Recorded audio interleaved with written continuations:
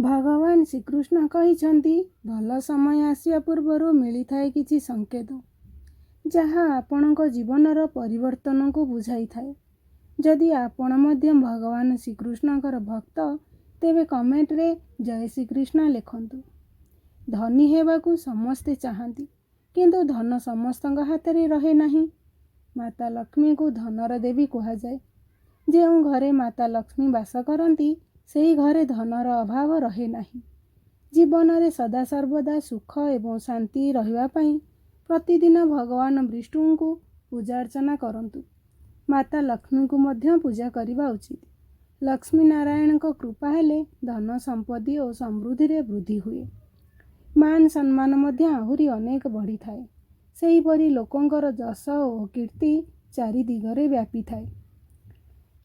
ଜ୍ୟୋତିଷ ଶାସ୍ତ୍ରରେ ମଧ୍ୟ କୁହାଯାଇଛି ଯେ ଯେଉଁ ବ୍ୟକ୍ତିଙ୍କ ଉପରେ ମାତା ଲକ୍ଷ୍ମୀଙ୍କର ଆଶୀର୍ବାଦ ରହିଥାଏ, ତାହାର ଧନ ସମ୍ପତ୍ତିରେ ବୃଦ୍ଧି ହୋଇଥାଏ। ସମ୍ପତ୍ତି ବୃଦ୍ଧି ହେବା ପୂର୍ବରୁ ହିଁ କିଛି ଶୁଭ ସଂକେତ ମିଳିଥାଏ। ଯଦି ଆପଣ ମଧ୍ୟ ଏହିପରି କିଛି ସଂକେତ ଦେଖୁଛନ୍ତି, ତାହେଲେ ବୁଝିଯାଆନ୍ତୁ ଯେ ଆପଣଙ୍କ ସହିତ ମଧ୍ୟ କିଛି ଭଲ ହେବାକୁ ଯାଉଛି। ଆସନ୍ତୁ ଜାଣିବା ସେହି ସଂକେତ ବିଷୟରେ।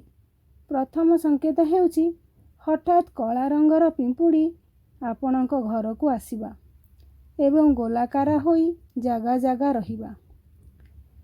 ତାହେଲେ ବୁଝିଯିବେ ଯେ ମାତା ଲକ୍ଷ୍ମୀ ଆପଣଙ୍କ ଘରକୁ ଆସୁଛନ୍ତି ଏବଂ ଆପଣ ଧନ ପାଇବାକୁ ଯାଉଛନ୍ତି।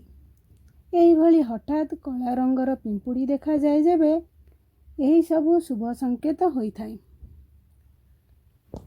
ଆପଣଙ୍କ ଜୀବନରେ କିଛି ପରିବର୍ତ୍ତନ ହେବାକୁ ଯାଉଛି। ଏମିତି କିଛି ପରିବର୍ତ୍ତନ ଯାହା ଆପଣଙ୍କ ପରିବାର ପାଇଁ ଶୁଭ ହେବ, ମଙ୍ଗଳମୟ ହେବ ଏବଂ ଲାଭଦାୟକ ମଧ୍ୟ ହେବ। କିନ୍ତୁ ଏହାର ଅର୍ଥ ନୁହେଁ ଯେ ଆପଣ ଅନିର୍ଦ୍ଦିଷ୍ଟ କାଳ ପାଇଁ ପିମ୍ପୁଡ଼ିମାନଙ୍କୁ ଘରକୁ ଆସିବାକୁ ଦେବେ, କିଛି ଖାଇବାକୁ ଆମନ୍ତ୍ରଣ କରିବେ। ଯେତେବେଳେ ଆପଣ ସ୍ପଷ୍ଟ ଭାବରେ ଜାଣିପାରିବେ, ତାହେଲେ ପିମ୍ପୁଡ଼ିମାନଙ୍କ ଆଗରେ ଅଳ୍ପ ଅଳ୍ପ ଅଟା କିମ୍ବା ଗୁଡ଼ ରଖିବା ଆରମ୍ଭ କରିଦିଅନ୍ତୁ। କିଛି ସମୟ ରହିଲା ପରେ ଆପେ ଆପେ ପିମ୍ପୁଡ଼ି ହେରିଯିବେ।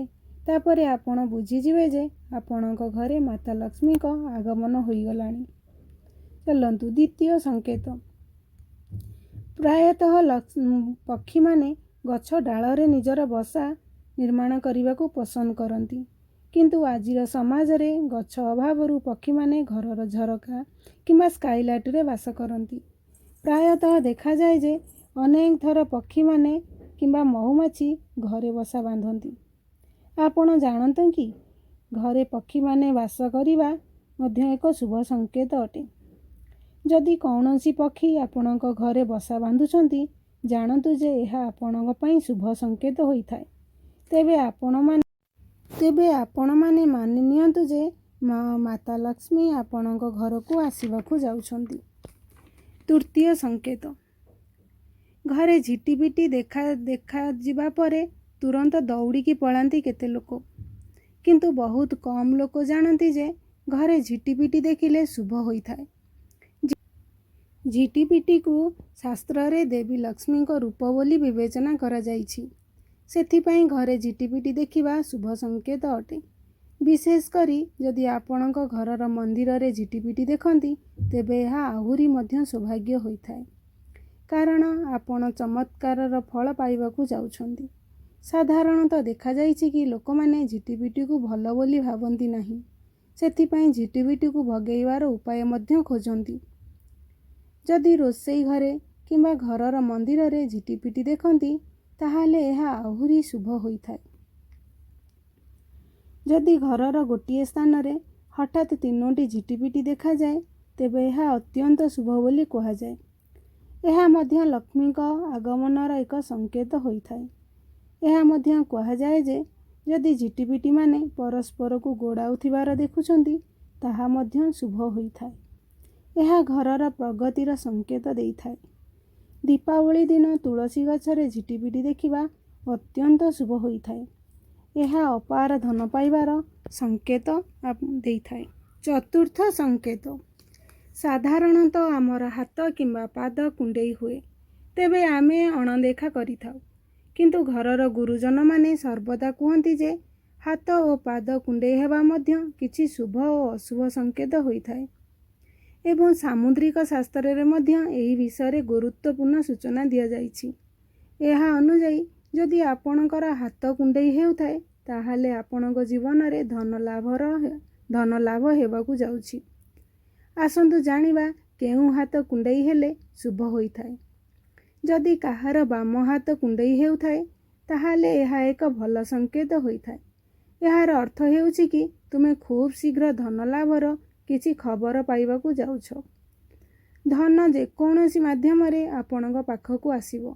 ଯେତେବେଳେ ଆପଣଙ୍କ ବାମ ହାତ କୁଣ୍ଡେଇ ହୁଏ ତ ଆପଣ ବୁଝିଯାଆନ୍ତୁ ଯେ ଭଲ ସମୟ ଆସିବାକୁ ଯାଉଛି। ପଞ୍ଚମ ସଂକେତ, ଯଦି ଆପଣଙ୍କ ସ୍ୱପ୍ନରେ ଝାଡ଼ୁ, ବଂଶୀ, ନେଉଳ, ଶଙ୍ଖ, ସାପ, ତାରା ଇତ୍ୟାଦି ଦେଖନ୍ତି ତେବେ ଏହା ମଧ୍ୟ ଧନ ପ୍ରାପ୍ତିର ସଂକେତ ହୋଇଥାଏ। ଷଷ୍ଠ ସଂକେତ, କୁହାଯାଏ ଯେ ସକାଳେ ଉଠିବା ସମୟରେ ହିଁ ଶଙ୍ଖ ଧ୍ୱନି ଶୁଣନ୍ତି ତେବେ ଏହା ମଧ୍ୟ ଲକ୍ଷ୍ମୀ ଆଗମନର ସଂକେତ ହୋଇଥାଏ। ସପ୍ତମ ସଂକେତ, ଘରୁ ବାହାରକୁ ଯିବା ସମୟରେ ଆପଣ ଆଖୁ କିମ୍ବା ଆଖୁ ବିକାଳିକୁ ଦେଖନ୍ତି ତେବେ ଏହା ଜାଣିପାରିବେ ଯେ ଆପଣଙ୍କୁ ଧନ ମିଳିବାକୁ ଯାଉଛି ଏବଂ ଆପଣଙ୍କର କାର୍ଯ୍ୟ ସଫଳ ହେବାକୁ ଯାଉଛି। ଅଷ୍ଟମ ସଂକେତ, ପେଚାକୁ ମାତା ଲକ୍ଷ୍ମୀଙ୍କର ବାହନ ବୋଲି ବିବେଚନା କରାଯାଇଛି।